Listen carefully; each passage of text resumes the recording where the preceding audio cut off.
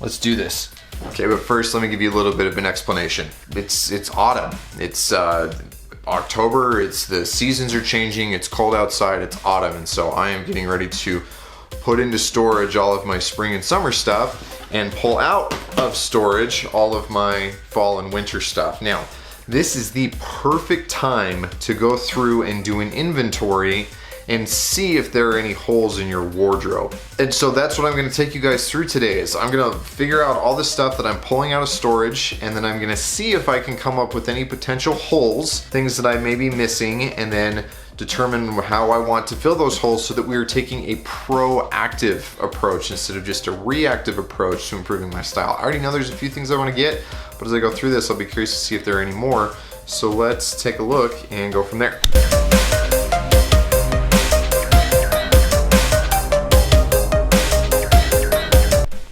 Okay, so here's most of what we're working with. I still have like a few winter like coats that I'm not gonna get out of storage yet just because they're easily accessible and it's not that cold, but this is mostly gonna fill my needs as far as layering goes. So check out what I've got here.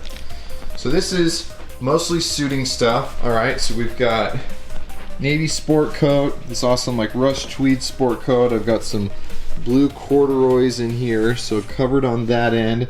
I've got, by the way, this is flannel, brown flannel suit, and then I can also use these brown trousers as separates, and then a gray flannel suit, and I can also use these brown trousers as separates. So pretty dang covered on that, especially because, oh no, there goes my sweater, because I'm not doing a ton of suiting very often anymore, and so we are good on those. Okay, but this is where there are going to be some more obvious holes. I've got really just like one good flannel. In fact, I've got another one, but I'd already taken it out, but basically just like two good flannel work shirts. So I probably need at least one more of those. And then these two Henleys, these are good. This is kind of waffle knit. This thing kind of sucks. But the problem with those is they're not very good layering pieces because they are so thick. So I know that one thing that I need is like 2 or 3 good long sleeve Henleys that are not like super heavy knit ones, but are just kind of like a regular t-shirt cotton, but it's just in a longer sleeve. So I know I need to go that route. And then another one where my game is really lacking are my sweaters. So I've got this cheap like gray H&M one, and then these really nice cashmere ones, a V-neck and then a turtleneck. These are custom, these are Beckett and Robb, and then another cheap H&M kind of like heavyweight cardigan.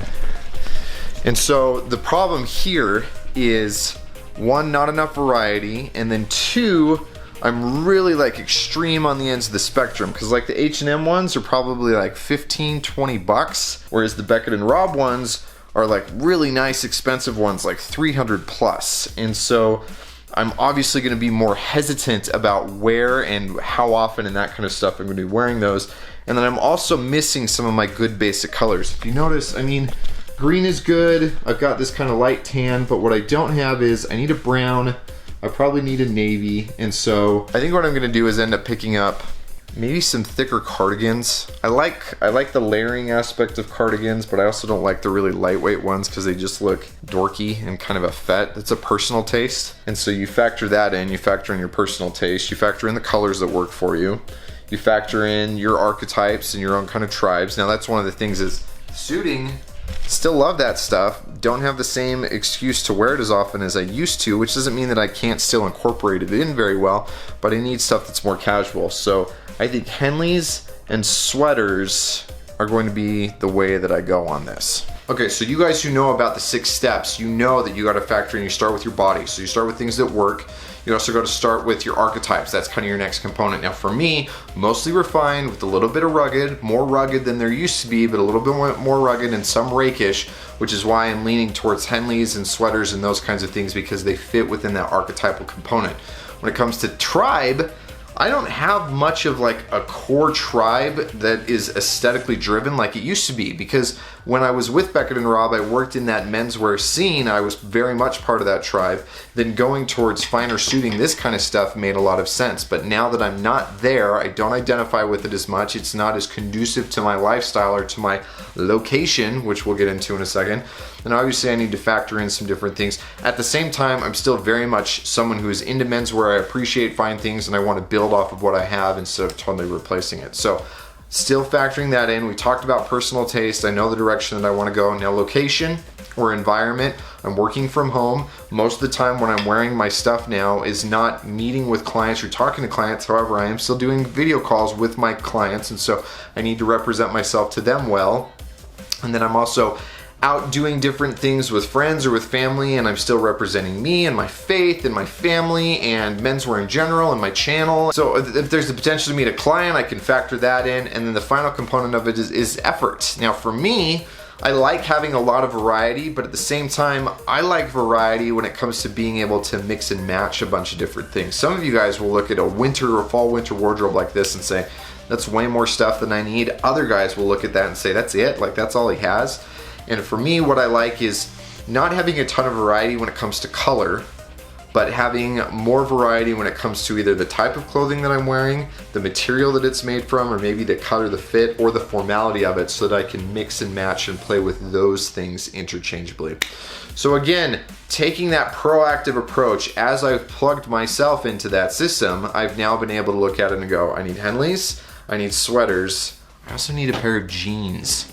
And I'll tell you guys that, okay, here's another good way of kind of thinking about this stuff. A brand that I love are in the development stages of a pair of jeans, and I'm really excited about this, but they're not gonna be ready until like January or February. But I also need some jeans now, because these Mott & Bows, as much as I love these guys, they're my only really good pair left right now, because my other Mott & Bows I've had for like 4 years and I'm starting to get holes in them and the zipper doesn't work anymore, and that's normal. And so I need to replace those with something else that's a darker wash that's more appropriate for fall winter. But the pair that I'm going to be getting is going to be a little bit more expensive, and I'm only going to be getting in like 4 or 5 months. And so I'm honestly probably just going to go pick up a pair of like Levi's like 527s, maybe even try out, I've seen some ads for Lee's new stretch jeans. They're like 30 or 40 bucks. So then I can have something that fills the gap until this brand launches these new jeans, and I can try those out. So again, you got to think about effort and investment and all these other variables so that you can think proactively.